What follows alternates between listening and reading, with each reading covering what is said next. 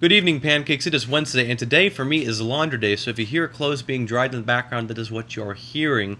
But what's more important is that after a darn good 3-week hiatus, I am back, and better than ever. But my dear Pancakes, the reason that I've been gone these past 3 weeks is because scientists have created a clone of myself in order to ship that clone into the Himalayas for him to successfully find and capture the Yeti alive. Now, there is a catch to this whole clone making thing. If that clone died in the Himalayas, I would die too. So, I wanted to make sure that in case I died, you two would still be blogging back and forth to each other during the summer. And I didn't want that to ever stop in my absence. So, because my clone has made it back here alive, unfortunately didn't find the Yeti, but, who can blame him? And because you, Jack, and you, JT, have both been vlogging back and forth in my absence without me vlogging, then I have deemed both of you worthy of continuous vlogging throughout this summer, and have proven a worry of mine incorrect. That I will now be vlogging back to normal, and I will be making up for the 2 weeks that I didn't post those vlogs. But being gone for 3 weeks, I have 3 weeks worth of vlogs to respond to. So I have a lot of catching up to do, basically. So I'm just going to get that going right now. JT, we're going to go all the way back to the 4th of July, because the last time I made my vlog was before you made your 4th of July video about so much freedom. When the USA was going against Japan, we didn't know what happened. Spoiler alert, we won 5-2. It's awesome! Anyways, you posed a lot of questions at the end of the vlog, to which I will answer because no one else has answered. You asked what my favorite thing was about the 4th of July, to which I answer, freedom. You also asked if it was a good idea for the 4 of us, including Savannah, to do a talk show together, to which I respond, we already do that in the form of WAP Games. Now, we haven't posted a WAP Games video in a little while because we're too focused on doing vlogs. We have jobs, except for you, JT. I don't know what you're doing. I say we already do a talk show in the form of WAP Games. I have the audio provided in the background. We all talk about various stuff, whether it's regarding to the game or not regarding the game. I think it's a talk show enough of itself, and it's more entertaining because we have a video game visual. It's just so much entertainment, it cannot be put into the confines of a talk show. But I think it's a talk show. I would also like to point out that our WAP vlogs, in a sense, count as a group vlog, because we all post our content to the same YouTube channel, and in that way, because we have 3 different people using the same channel, I consider that group vlogging. It's been done before. I've seen other people do it before, where 5 people collaborate in a group vlog by each individual posting their own vlogs into a group thing. So I think we're already doing that. I'm just going to consider that question thoroughly answered, even though I don't think I really got what you're getting at. I'm sorry. Your final question was posed to me, but more or less posed to everyone else, because you're asking if my vlog counted as a selfie vlog. Now, I don't have a smartphone.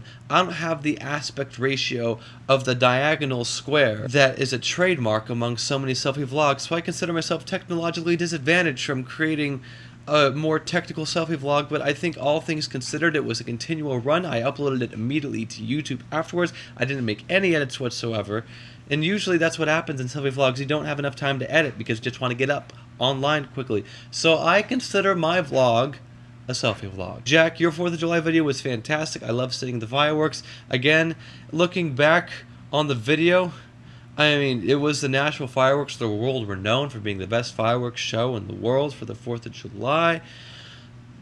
But it was just, the display was so small against the ginormous sky. And part of that was because we had to get a good view, because we didn't want an obstructed view with buildings. We didn't want to be in the rain. And I experienced what you had talked about in your vlog, so I don't really have anything else to add. But I guess for next year, I wish we were in downtown Nashville now, knowing that even though we had an unobstructed view from buildings, I think it would be enjoyable to get a grand view of a grand fireworks display. About 2 weeks ago, you both posted a vlog about me in place of me, which I thought was cute, but I'm still going to make up for that vlog anyways, because I don't want you guys to replace me. I'm me. I can't be replaced. Huh. Nonetheless, with that being said, you guys did great jobs impersonating me. JT, of all of the things you said, I think I've said all of them, if not once, several times. Jack, I thought the things that you said were also on point. I don't know about me being a great music guy or whatever, but it is my biggest passion in life, and I want that to keep going as my biggest passion. So I hope that the music I make is great, and I'm glad you think so. And I am generally a very loud person, although I don't mean to be. And then the last week, you guys got all sad on me. Now, of course, with what had happened in Chattanooga was very sad, and JT with the funeral, and your aunt dying, of course, that was also... No, it was your aunt. Man, you just had a sad summer, JT. Your grandma dies, and your aunt dies. And you created a great vlog, a very thoughtful and poignant vlog about that and about funerals and life and people trying to hurt each other, and in the end how, since we also have the ability to love each other, we should do that. It's getting steadily darker in here, isn't it? I'm going to turn up the brightness on here.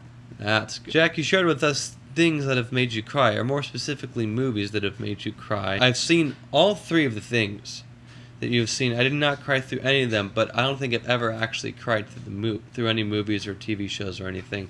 The ending of The Return of the King was definitely very sad, and I've seen it several times, and it's just as sad every time. If not, it gets more sad. I have also seen Pikachu's Goodbye, which I watched while I was watching through the first season of the Pokemon series. That was also extraordinarily sad. It almost moved me to tears. It was just... Like, I know it's Pokemon and everything, but everything that Jack was saying was so true. It was just such an emotional moment and an episode, and I can totally understand why people would cry through that. It's just so sad. And then The Fault in Our Stars, which is known worldwide for being just sad. I've read through the book twice. I've now seen the movie twice since I watched it this past Sunday, I think. And the first time I watched it in the theater, I teared up. I didn't cry, but I teared up. But since this week's theme has been sadness, I'm just going to keep on going with that theme and tell you a sad story about myself. Now, Jack, the third rule that you made about me, like about the general rule about being me, is to be a generally all-around good person. And you also said that you have never seen me hurt anyone's feelings intentionally or intentionally try to put anyone down. And I was so glad to hear that, because I do try really hard to not hurt people's feelings or to put anyone down. I really try to make people happy and make people laugh. And sometimes when I say controversial things or borderline controversial things, I only say them because they make me laugh, and I like making jokes, and usually it's only because I'm joking in the first place. But sometimes things can happen and feelings get hurt, and I always try to apologize whenever that happens. Nonetheless, there is a time when I did intentionally hurt someone's feelings that I can remember. This happened a while ago, back in 4th grade. During one of the worst 2 years of my life, I went to a private school called Crable Mennonite School, and there were these popular kids at this private school, and I wanted to be one of those popular kids. I wanted to be included in the group, but no matter what I did, they just wouldn't include me. They always told me that I wasn't good enough to join the group. But near the end of that year in 4th grade, they told me that I should stop being friends with a girl named Ashley. I'm using fake names, by the way. Her name's not really Ashley. But that I should not be friends with her anymore because she's just kind of a gross person. That she like picked her nose and ate her boogers, and that she kind of bit her nails, and that she was just kind of a gross person. Now, this was one of the girls that I made friends with in 3rd grade, and that I kept that relationship going or friendship, I should say.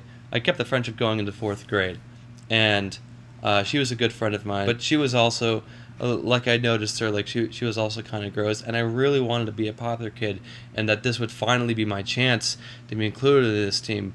So I remember one day in particular, it was before class started, I walked up to her, and I told her that I didn't want to be her friend anymore. And she told me in response, well, I don't really want to be your friend anymore either. And I think she just kind of walked away, or I walked away. I don't remember what happened afterwards, but I don't think we talked to each other after that point at all. And it was just really sad because I lost a friend that day, and I did it myself. And you know what? I didn't get included into the popular kids group after that. I told them that, and then they didn't let me back in. And it was just... It was just the worst thing ever. I lost a friend, and now I don't get back into the group. Um, and I think I remember like a little later in that year, near the end of the school year as well, I made I made this epic speech during class. I don't know what provoked it. I think the teacher asked a question or whatever if there was anything wrong, and like generally to the class or whatever. And I basically spieled with her like everything that had been going on in like a passive aggressive tone, but was still kind of forceful and angry and all that about the people that had hurt me. I don't think I remember mentioning names, but I just remember mentioning just people like not letting me into the group and all that jazz. And I think I made a lot of people feel uncomfortable because I remember two kids walked up to me after I made that speech. There was one kid named Daniel who walked up to me and he asked me, "Hey, we're still friends, right?" And I was like, yeah, of course we're still friends. And this is a guy that I had talked to regularly, and he was a really nice guy. And he was a friend that I made at KMS. But there was another guy that was part of the popular kids group that I didn't realize I was friends with, but he walked up to me and he said, "Hey, Isaac, are we still friends? Are we still cool?" Like yeah, of course we're cool. Yeah, absolutely. And all like flabbergasted and whatnot. And I didn't realize that that we had been friends. I guess we had talked and stuff, but and he wasn't in particular mean to me from what I remember. But that was kind of interesting, and that was kind of cool. So that's my sad story. I hope you pancakes are all doing well. Isaac, I will see you tomorrow. Vlog number 2. Pancakes. Because scientists have... gosh, I can't say it. But pancakes, the reason that I have been gone for the past 3 weeks... But pancakes, the reason that I have been gone for the past couple of weeks is because scientists... But pancakes, the reason that I have been gone for the past couple of weeks is because scientists have created a clone of myself and have sent that clone to the Himalayas in order to find and successfully capture the Yeti. No!